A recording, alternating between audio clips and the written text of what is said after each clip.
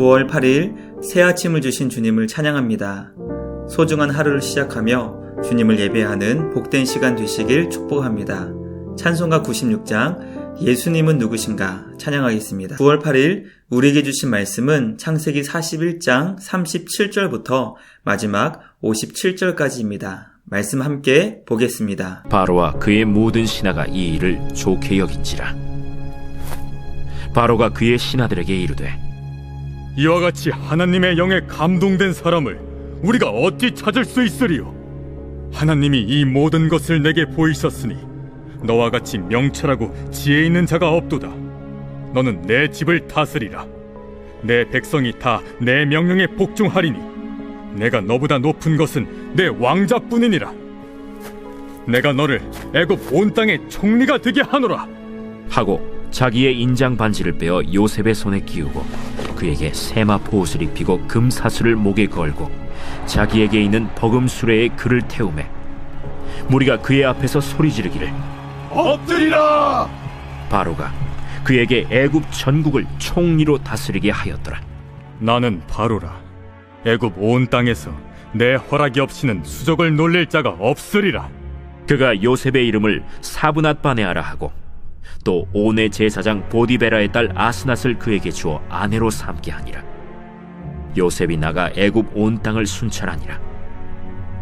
요셉이 애굽 왕 바로 앞에 설 때에 30세라. 그가 바로 앞을 떠나 애굽 온 땅을 순찰하니 7해 풍년에 토지 소출이 심히 많은지라. 요셉이 애굽 땅에 있는 그 7년 곡물을 거두어 각 성에 저장하되 각 성읍 주위의 밭의 곡물을 그 성읍 중에 쌓아두매 쌓아둔 곡식이 바다 모래같이 심히 많아 세기를 그쳤으니 그 수가 한이 없음이었더라. 흉년이 들기 전에 요셉에게 두 아들이 나되 곧 온의 제사장 보디베라의 딸 아스낫이 그에게서 낳은지라.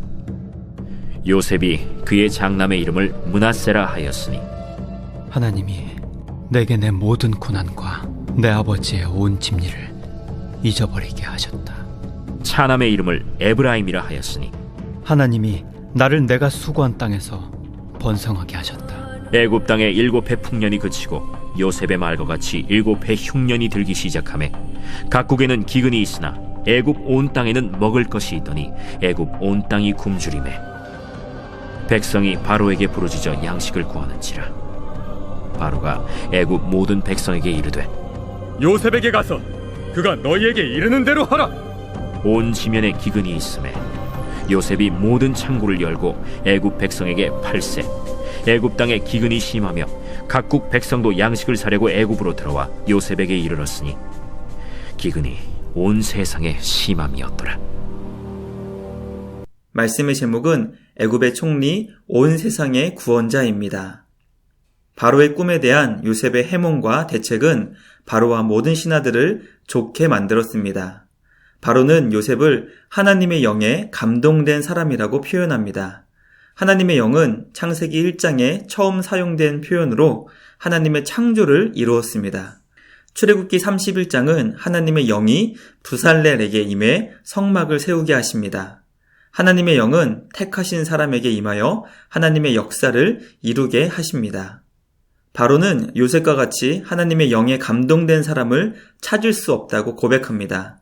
하나님이 모든 것을 요셉에게 보여주셨고 요셉같이 명철하고 지혜 있는 사람이 없다는 것입니다.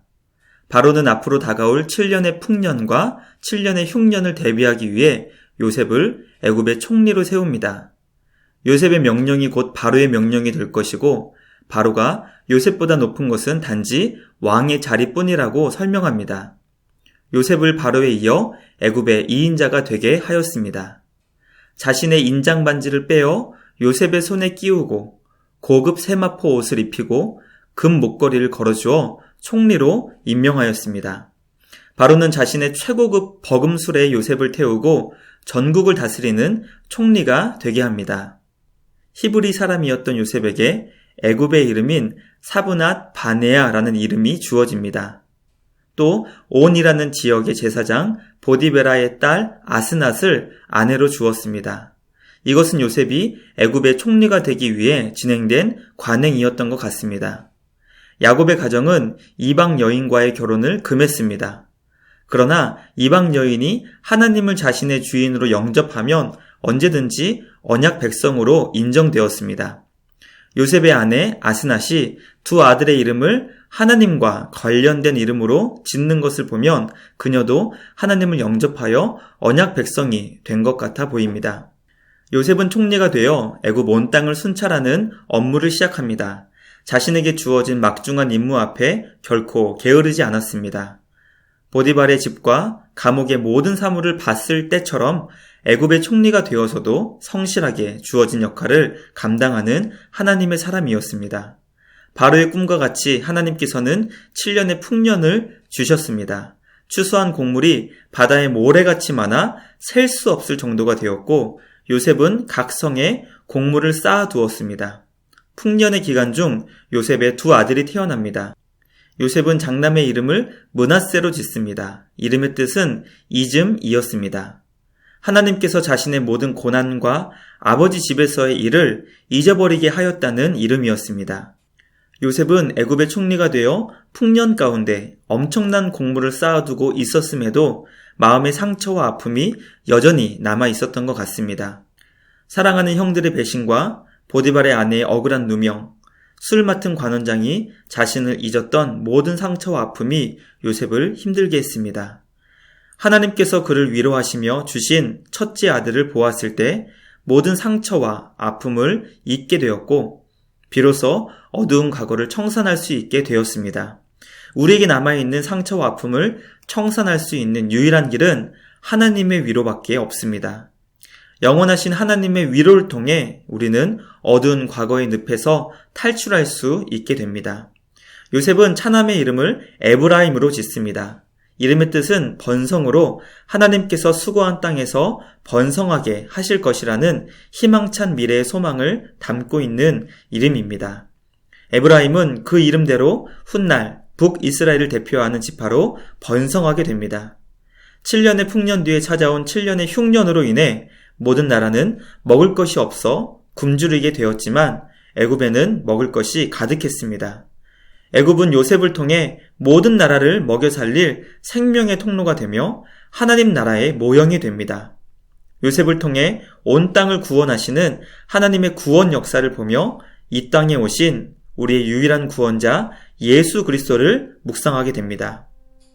오늘 말씀을 통해 우리는 하나님의 영에 감동된 사람을 통해 하나님은 역사를 이뤄가신다는 것을 보게 됩니다. 우리 모두가 주님의 영에 감동받아 주님께 쓰임받게 되길 간절히 소망합니다. 요셉은 맡겨진 역할을 성실하게 충성스럽게 감당했습니다. 오늘 나에게 주어진 하나님의 사명을 온유와 겸손, 성실과 충성으로 감당하는 우리 모두가 되길 소망합니다. 요셉은 두 아들의 이름을 므낫세와 에브라임으로 지으며 어두운 과거를 주님의 은혜와 위로로 청산하고 희망찬 미래를 소망합니다. 날마다 주님이 주시는 은혜 안에서 승리하시는 우리 모두가 되길 축복합니다. 함께 기도하겠습니다. 하나님의 영으로 감동되는 우리 모두가 되게 하여 주옵소서. 주님이 주신 직분과 사명을 잘 감당하게 하옵소서. 주님의 은혜와 사랑을 받은 자로 살게 하시고 태풍과 코로나 바이러스 가운데 나라와 민족, 열방을 지켜 주옵소서. 함께 기도하겠습니다.